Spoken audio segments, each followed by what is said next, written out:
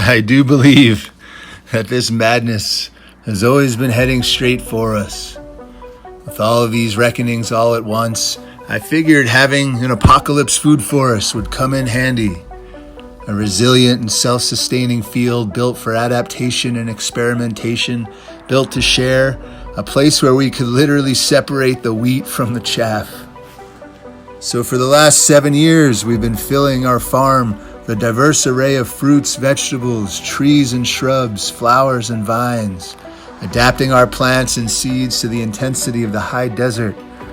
A medicinal trail, also a foraging path that feeds the senses and the soul and offers a place to reconnect with the original gifts of the earth.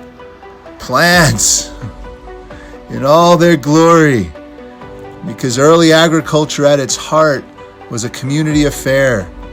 The practices were regenerative, and the food we evolved with was born of exploration and faith.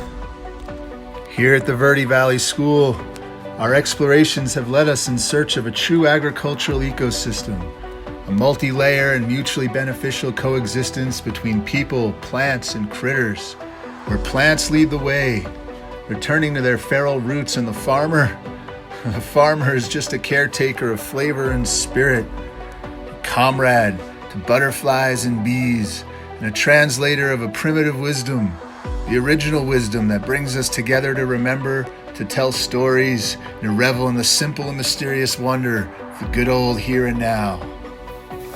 A place to gather, to toil together, to plant, to harvest, to feast. Also a place to suffer, to feel the burn, to pray for rain. Inside the fences, there's bounty and withering side by side, seed to seed, forest of herbs and snakes, fruit-filled trees for the wind to sing its songs through, and a carpet of berries that were grown to be eaten alive straight off the vine, seconds after being plucked. Monsoon corn is yay high, not a monsoon in sight. The bees are on the flowers, the milk thistles gone to seed, and the kashaws are still babies. All the chilies, the watermelons, the pole beans, the mint, the charentis, the tulsi, and the quince. The quince! You've not seen nothing like this mighty quince. Just went the whole summer without a single hose, and we have 30 quince for membrio.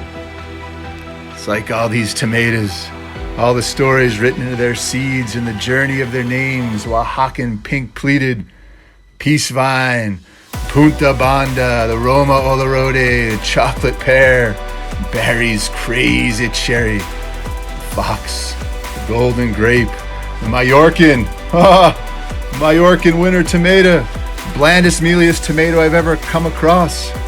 But if you yank them semi-ripe and hang them in the seed house till December, they'll deepen and cure. Slice them for a solstice platter. They taste like the sea.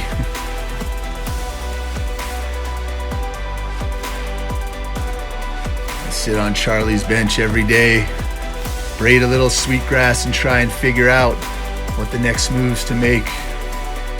It's time to move on.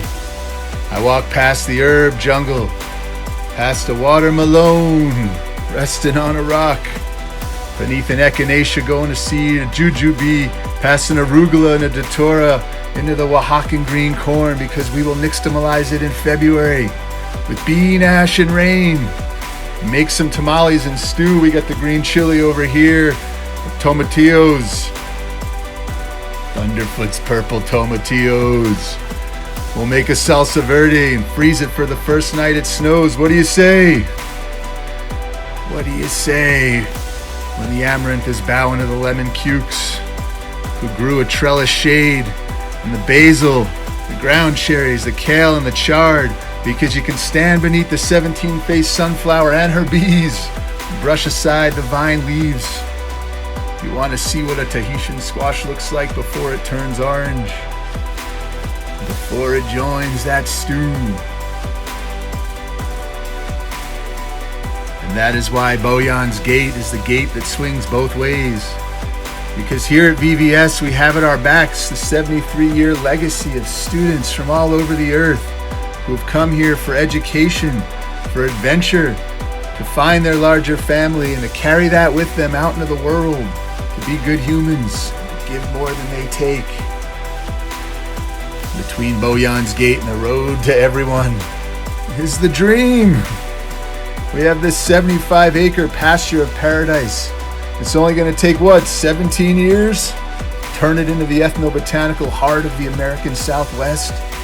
Cultural and agricultural interpretive trail dedicated to preserving and distributing plants, seeds, wisdom, and experience to adapt them in real time and give it everything we've got. How about a grove of olives right here along this path? Olives that'll be feeding people long after everyone alive on the earth right now has gone to the next world. And over here, a trail of elderberries leading up to the rock pile, where you can build a stage where the songs of the desert are received and sung, surrounded by a sculpture garden that rings this meadow of yellow grass, to be filled with monuments by sculptors from around the world. World's fair landscape of art and plants, a botanical garden, a refuge for rabbits, ravens, coyote, filled with benches built by students who aren't even born yet. Or this crazy wall, it's abandoned infrastructure of another time. There's got to be a painter out there somewhere dreaming about a canvas like this. Let's get her out here. We'll build a trail of pistachios and echinacea. Leads right to it and she can get to work, surrounded by this. Because at the end of the day, I think we want more than just a seat at the table, right? We want to make the myths. We want a place to make our stand, community to do it with. This land is transformational. It pushes us deeper into that strange crossroads where work and faith and truth bring us face to face with the unknown. And that seems to be the greatest gift that we have, along with our responsibility to nourish it, to unlock its mysteries, and to share it. And for that, we need you. This seat at the table here, this platter, it's for you. So come on out and join us. Help us fill this field. Tell all the butterflies you know that we are going to plant 1,000 milkweeds right here. Send us your students. Bring your passion, your expertise, your readiness, your wild dreams. And we'll build it right here together for all of us, for the future, for the bright and glorious future.